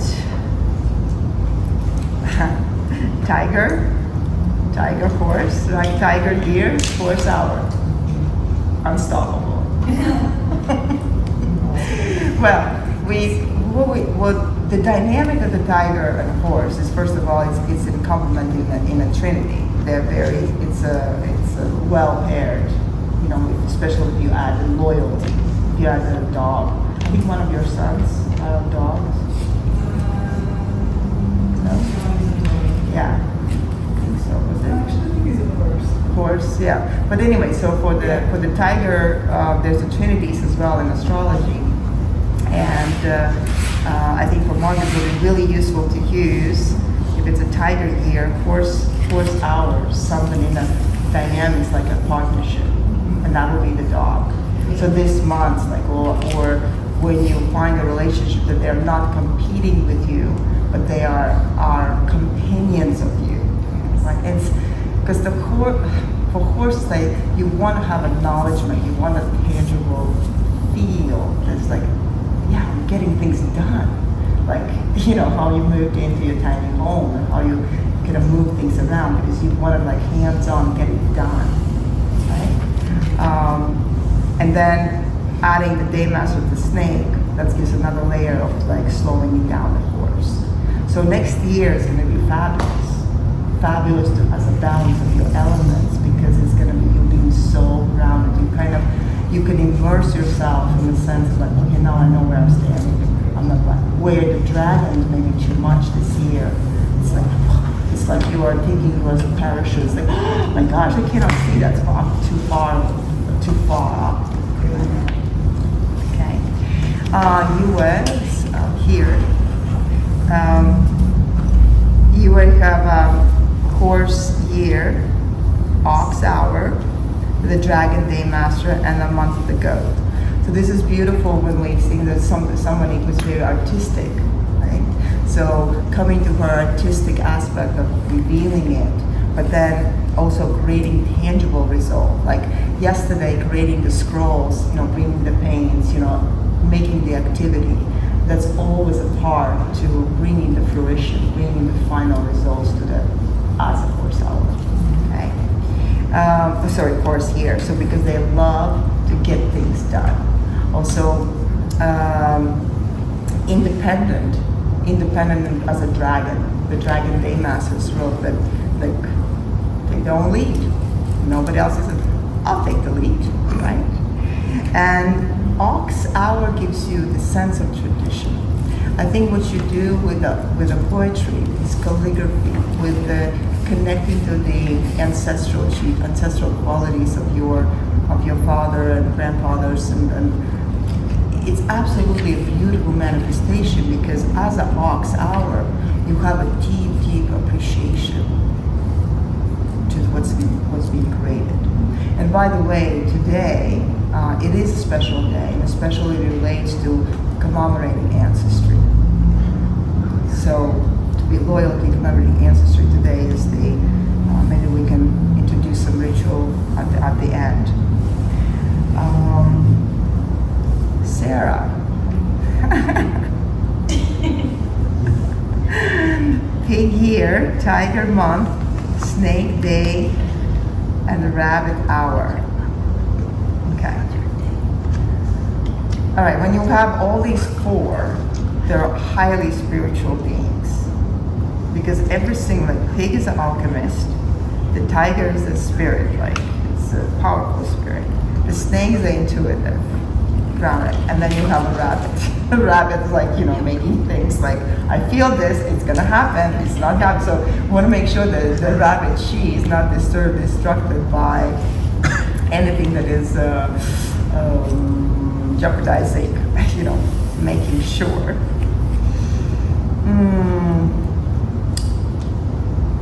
Surely.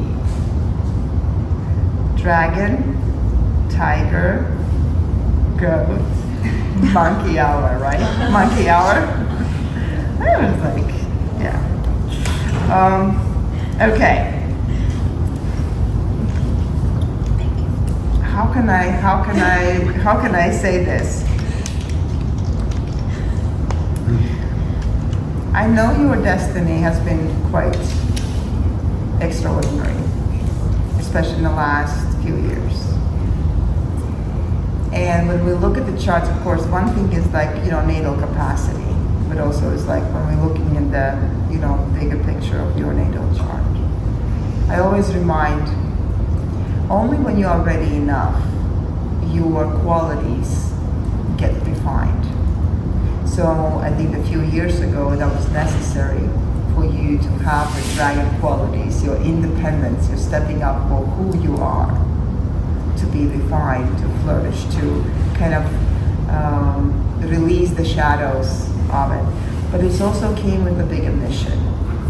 Because when we looked at your ancestral connections and some of the elements, there's a lot of commitment that you have made.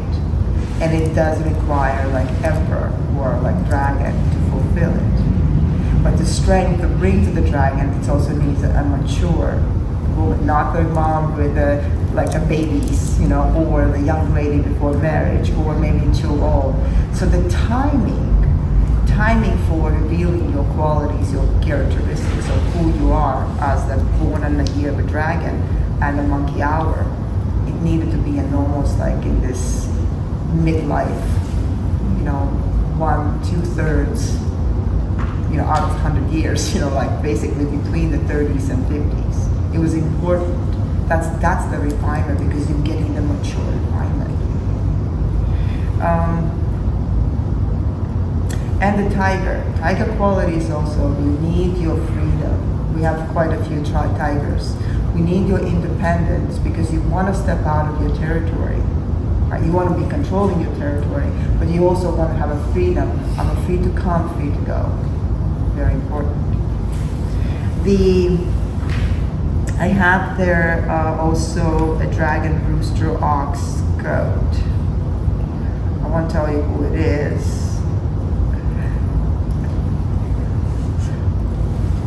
I'm listening.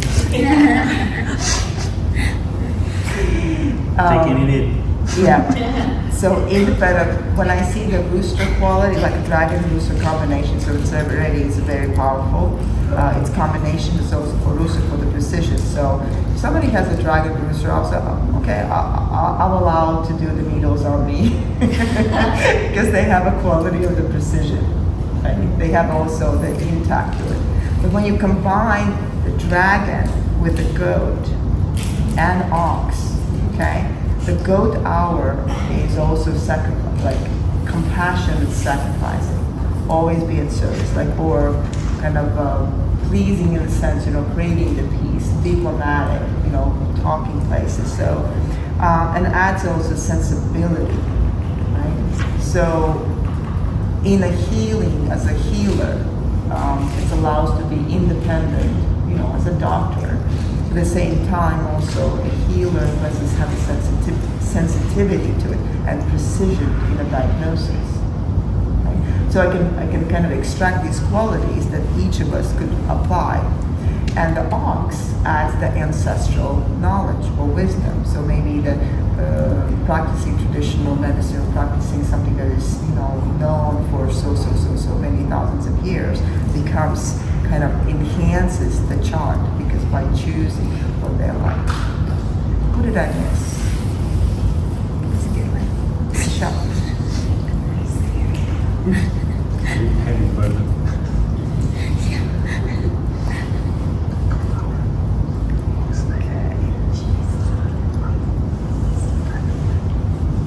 Did I save your chart? I think I did.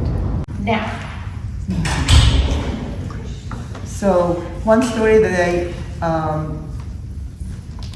think about the qualities that each animal can embody. For example, think about fisherman's village. Nice and quiet. They have a small village, go to the sea, come back. And a baby girl born in a 5-horse year is born in a village. Guess what qualities she's gonna be disturbing to the environment of the small village, because she will need a larger territories to conquer. She will be rebellious to the dynamic of the quiet and the feminine, right? She's gonna be more a warrior in a sense, overriding it. And this is why sometimes, like I think historically in China, these are the girls, if they were born to take away from the trouble, they were replaced and brought to the cities, or the larger kind of, that when the energy pool will be, in accordance. Does that make sense? So also you can be observant. For example, myself, I'm a monkey year and a tiger hour. And it took me a while, earlier, to understand how important, when you have your own chart in diametrics, right? It's important to understand when you embody the qualities of your year and when you embody your qualities of your hour. So, for example, as I say, go out to the public and maybe make connections and being, happy, unpredictable, just changing quickly, right? That's the monkey. Doesn't like a routine. But then the day master brings, the ox day brings me like, I go in the morning, get up, and go to my hike because I know that hike. The mountain is there. I can get that one. And then you add the tiger, and I need my freedom. And it's actually by doing the work that I do. I love meeting and do consulting and have even consultation work is the same, but because every single case, every single person, every single house is different, that what is matches my quality of my kind of energetical patterns. This is what I love to do. Right? So I encourage and invite everybody to find your niche. If you cannot fulfill your intentions through like a work, like job, please fulfill yourself through hobby or the interests that you do. It's a must. That's very important.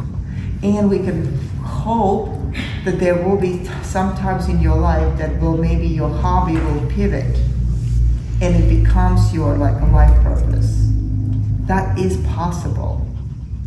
That's definitely possible. I created my own job. I created my own position. I can claim it, because of the dragon. So monkey dragon comes together and ta-da, get your practice, right? So you can do the same. We can, on an individual basis, on an individual consult. So that's sometimes is a great guidance for the children. Or sometimes when you are in a crossroads and don't know where the life changes, it's a great advice, like to pivot, like where can you possibly adjust? Where would you fit the best? Or when to take the leap? That's going to be in alignment with the nature.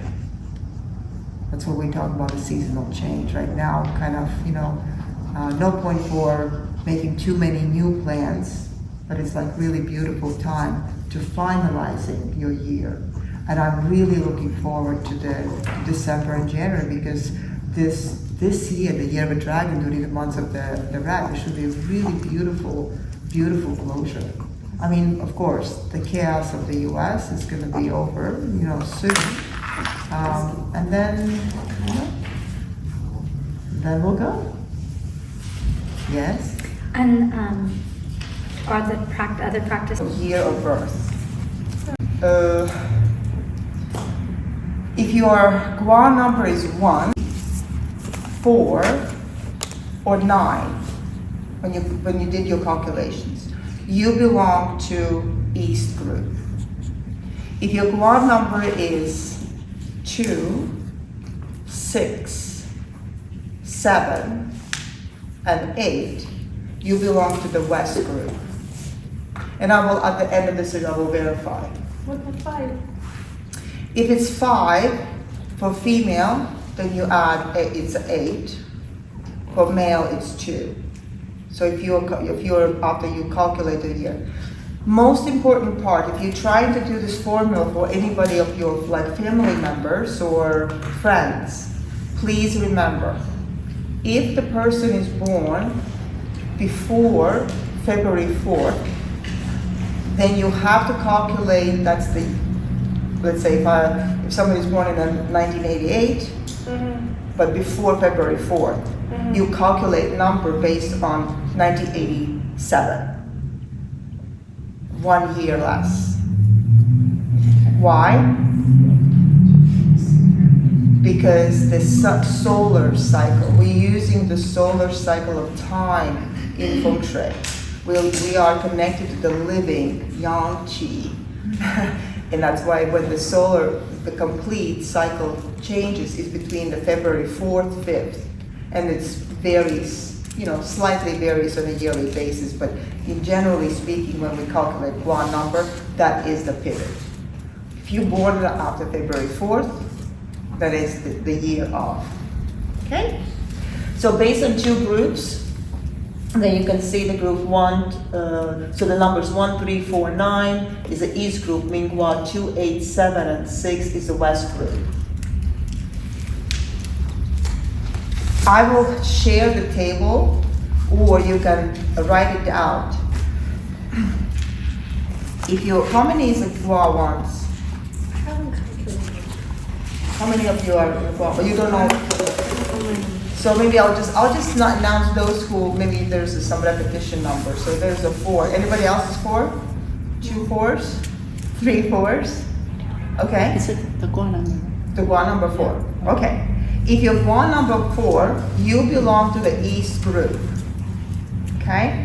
And East group, your prosperity and abundance, like best direction where you want to kind of, abundantly impose is the North. North area, you want to have it clear. You want to have a symbology, but like that area is also, you want to focus on your best directions. So in generally speaking, East group people will always have the best direction coming from the North, South, Southeast, and East. Those you abundantly embrace. Opposite directions will just sometimes if you don't match the house, that's another adjustment. But this is your personal directions. If you're going towards the signing the contract, if you're going to negotiate with the employee, if you're going, you use your best directions.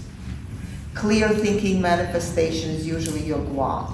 Let's say if you're 4, that direction is southeast, always. Okay? For the West group people, maybe I'm going to give you how it correlates. North correlates to, so for Gua 4, North is the prosperity and abundance.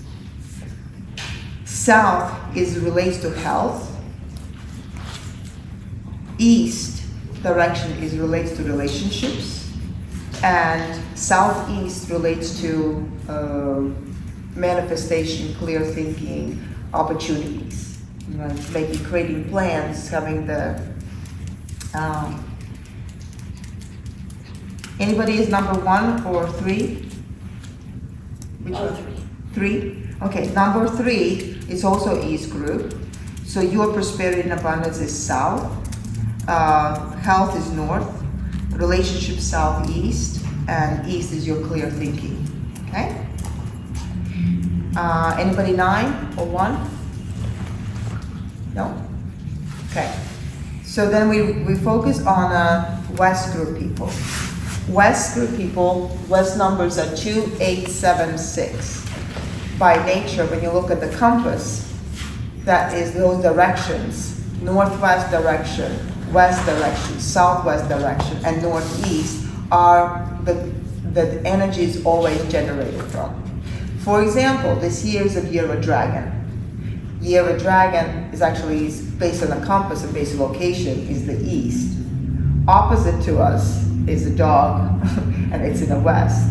So sometimes when you think it's like, why is it not a good year for the dog, right? Because the years, the rules in a compass, it's compass is somewhere there, it's the opposite direction is challenged. So you don't want this year was not favorable to do digging and everything else. And by the way, I had very kind of a sad story to share that one of my clients I consulted a couple of years ago, and there was her husband had a diagnosis with cancer, but it kind of was progressing slowly, I guess. And then she was impatient, and she started to digging and making changes in the front yard corner, making the major things, and that was correlated to the northwest. That was something that's to be transpired very quickly. Mm-hmm. Northwest correlates to the Qian, to the Heavenly Father. So guess who got affected? The father. So he passed away last month, a couple of weeks ago. So it doesn't mean it's just about association. Don't mean that you have to be scared of it, but you can initiate things one way or the other. So what we're doing with the Feng Shui and astrology, we're creating association, we're creating awareness That's all it is. It's not what we are adding like a good or bad. We just like, what is appropriate? What is applicable? What can we do to it? Okay? I know we have a Gua 2. Anybody else is Gua 2? Okay, so for the Gua 2, and I want you to first of all, in Feng Shui, when I work, and I want you to do the same thing, focus on the good things. Focus on the things that are actually supportive, and these directions are supportive to you, okay? Before you start adding the fear, in a sense, oh my gosh, the Germanic or the need talisman. So those are very easy to adjust, but create the spaces that are feed your field, connect to the nature that is maybe, let's say, if it's a West group, especially being in the mountains, you have an image of the mountains, supportive. It's very, very positive because that's a strength of the Northeast, right? So, Gua 2, Northeast is prosperity and abundance, West is health, Northwest is relationship related, and then clear thinking in the Southwest. How you could use it is basically, let's say you come home and you have a home office, right? So you want to always have based on form, have a solid wall behind you, right? But then you observe, what is direction that the door that you're entering, and also look at the direction, what window is facing, what type of quality of energy is you receiving. So be mindful of that. So form is first, like we talked yesterday, and then energetics, like the directionality, is secondary. But it is important, okay? In classical Feng Shui, if we just use compass, it's like almost thinking, putting the recipe on a paper and never to be cooked. Okay? That just becomes the information. You need to work and feel and identify and pick the best that works. So would you say, like, let's say you have your Northwest relationships, would you put like your rose quartz crystals and stuff like that in them? Well, at first, because Northwest correlates to Heavenly Father, I would, first of all, I examine what is your relationship with men? What is your relationship with your father or grandfather? Yeah. How that has been in the past. Yeah. So if you have any kind of grief situation, something that has not been as a best experience, this is what you need to resolve first, right? Then you enhance the things that would, let's say, how do you want to inspire? Let's say, what would you like to change? What would you like to improve? Like, I've had a very positive relationship with both my grandfather and my father. Yeah. So do you have any item that you are treasuring from them? Photos. Okay, perfect. So you can display one or two photos in that, or you can have a protection, like a talisman or something that as a memorabilia that gives you your personal connection to it, right? Then the other layer, sometimes people, when they don't have that type of opportunity or connect, you can also use, let's say, I'm from Latvia, so I can use my ancestry, I can use my heritage. I can use a poem, I can use maybe from my national costume, I can use some, maybe from travels, I got the art that was painted by the artist. So you connect, whatever the connection, the image, by association relates to your ancestry. You can enhance also with the Heavenly Father or with that direction. Okay? All right, any other? What number I have not revealed yet? So we have 9. Number 7. Okay, 7 is also West group. Okay, and for 7, it's a Due. Due is also kind of I love that it correlates to West. It correlates to Gur or Hulu. It correlates to the youngest daughter. There's several ways we can correlate to this trigram. But by directionality, the Northwest is the prosperity and abundance for Gua 7. Southwest is relates to health. So anything that is a sunset.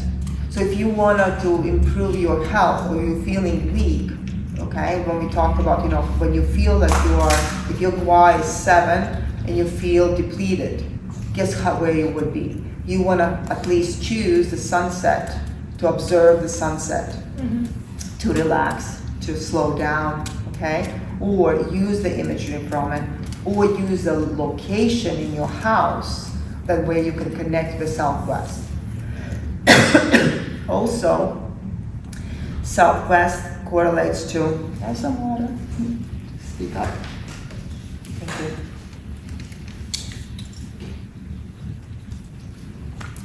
Southwest is the mother, nurturer, mother earth, yin earth. So I love that how when I go to the Indian homes and how they avoid southwest, and at the same time they love cooking.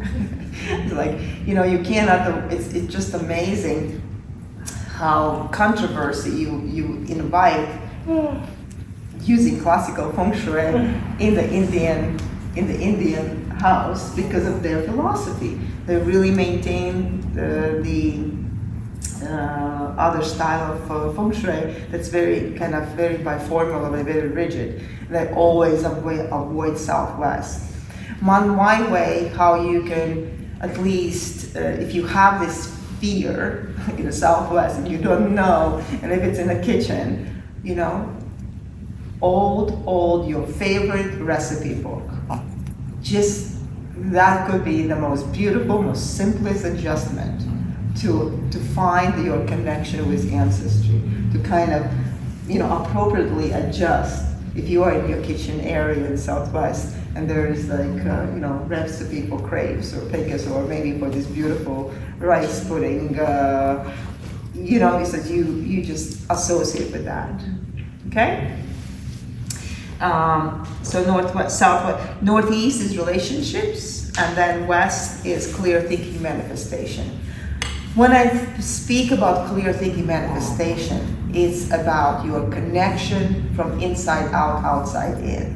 Okay? I know Feng Shui always thinks about how the energy flows, but most important is how you receive and contain energy from outside, or how you connect. What do you see when you are inside? How you position your, seating arrangement. That you have this not only clean windows, but also the beautiful views outside and in. So evaluate that. Any other questions regarding the Gua numbers? Yes. So I know for me personally, the area for my ancestors is northwest, and then for my house Gua, it's northeast.